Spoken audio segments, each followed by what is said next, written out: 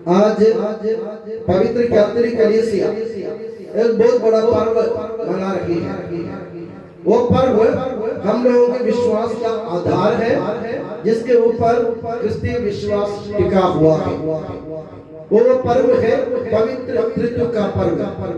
पवित्र त्रित्व मतलब ईश्वर जो एक ही सत्ता है, वो तीन व्यक्तियों में अपने आप को प्रकट करता है दुनिया में।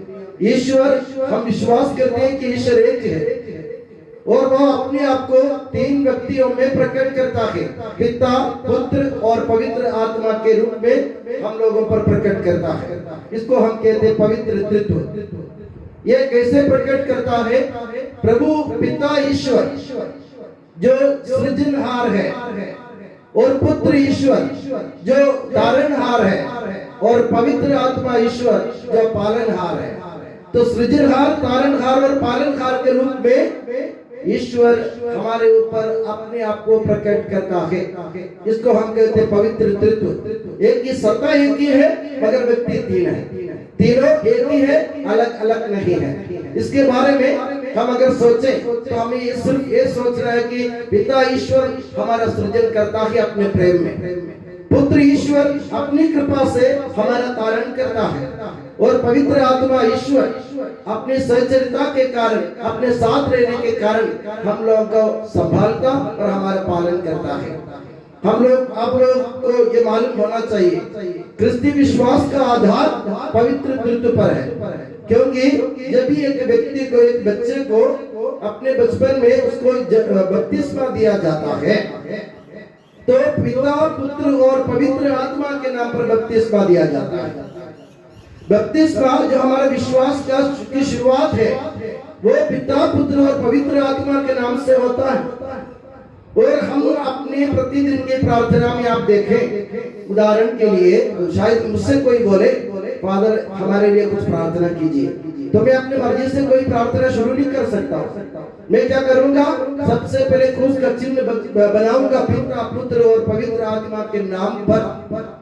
यानी हर एक क्रिस्तीय प्रार्थना, ईसाई की हर एक ईसाई की प्रार्थना पिता, पुत्र और पवित्र आत्मा के नाम पर होती है।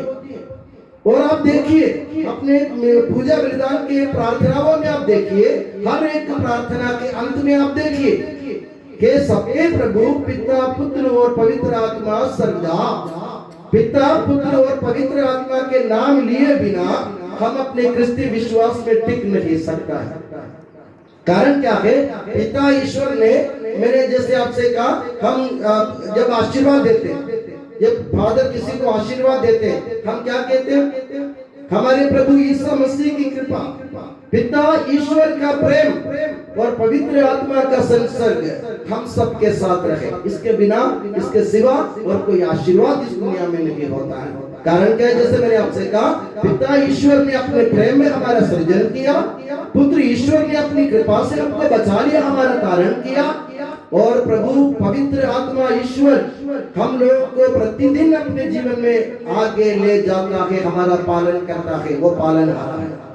यह विश्वास हमारे जीवन में जब तक अटल नहीं होगा तब तक हम अपने आप को ईसाई कहने में हम लोग सक्षम नहीं होंगे। हमको यह सोचने की जरूरत है पवित्र त्रित्व क्या है।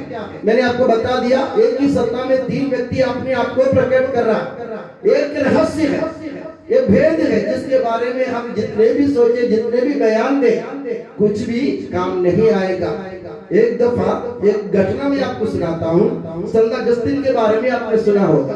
संत अगस्तीन जो बहुत बड़े संत थे, बहुत बड़े सोचने वाले थे, बहुत बड़े ब्रह्म वैज्ञानिक थे, ईश्वरीय विज्ञान का पूरा ज्ञान उनके पास था। और वे एक बार सागर के तट पर टहल रहे थे।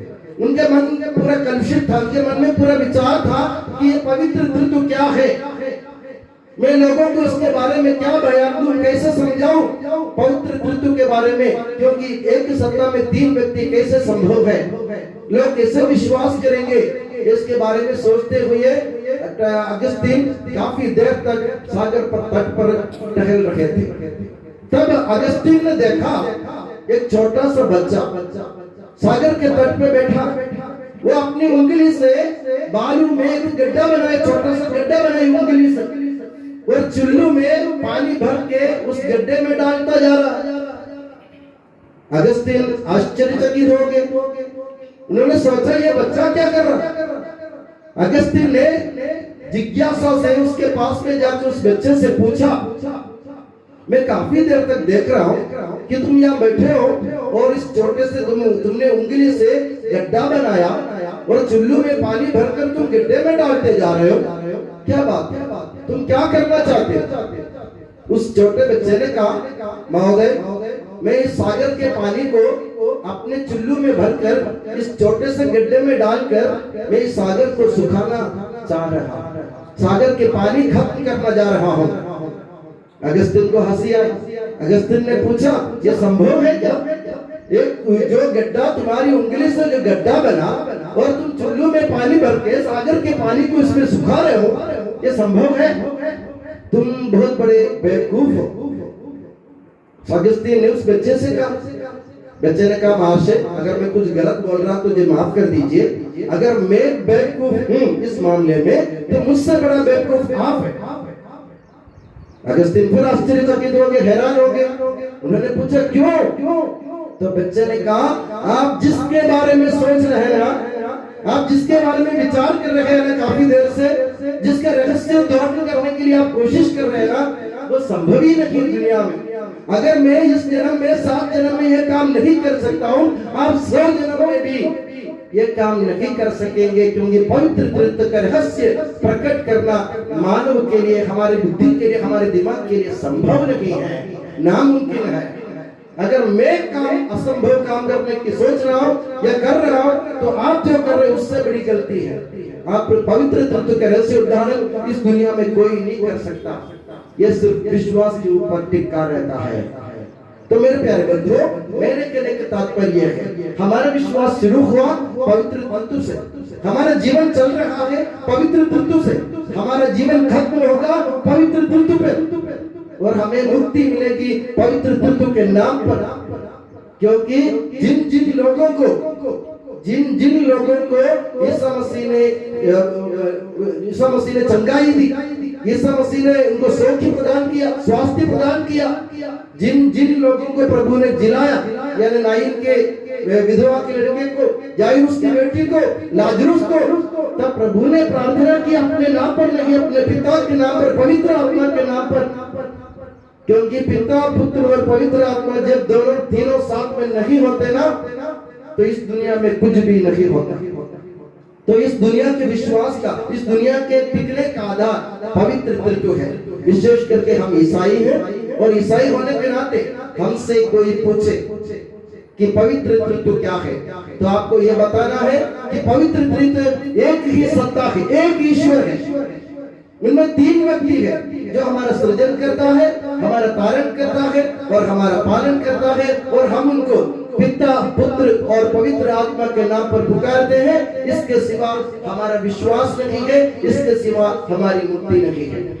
और इस पर्व को आज मनाते वक्त हम अपने मन में सबसे पहले ये दृढ़ धारणा रखें कि पवित्र तत्व में विश्वास किए बिना मैं मुक्ति नहीं पा सकता हूँ, और दुनिया के लोगों को सुनाए कि एक ही ईश्वर 3 रूप में हम लोगों के साथ रहते हुए हम लोगों को मुक्ति की ओर अग्रसर करता है।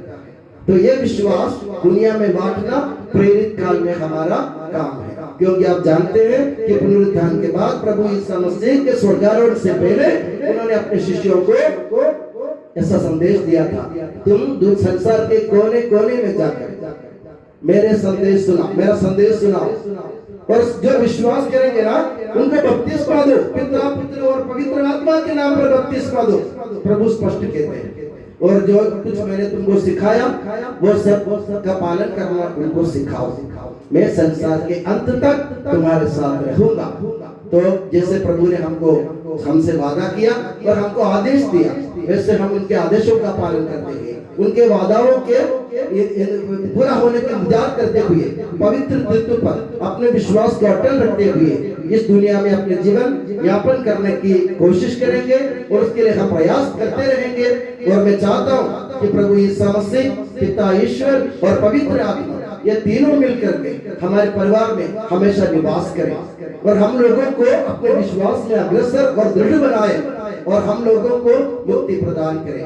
और इसके लिए हमें जरूरत है माता मरियम की, जिन्होंने पवित्र त्रित्व को अपने पेट में, अपने कोख में धारण किया था। वो सिर्फ ईसा मसीह को उन्होंने धारण नहीं किया, पवित्र आत्मा को धारण नहीं किया, पिता ईश्वर को भी धारण नहीं किया। उन्होंने तीनों को एक साथ पवित्र त्रित्व को जन्म देने में माता मरियम ने बहुत बड़ी भूमिका निभाई। उन्होंने पवित्र त्रित्व पर विश्वास किया था। उस विश्वास के जरिए माता मरियम हमको भी अपने विश्वास में दृढ़ बना सकती है। इसलिए माता मरियम से विनती करते हुए हम अपने विश्वास में दृढ़ रहने की कोशिश करें। और मैं दुआ करता हूँ कि पवित्र त्रित्व और माता मरियम अपनी नियामत की छत्र छाया में हमेशा आप लोगों को सुखी और सुरक्षित रखे। पिता, पुत्र और पवित्र आत्मा के नाम पर आमीन।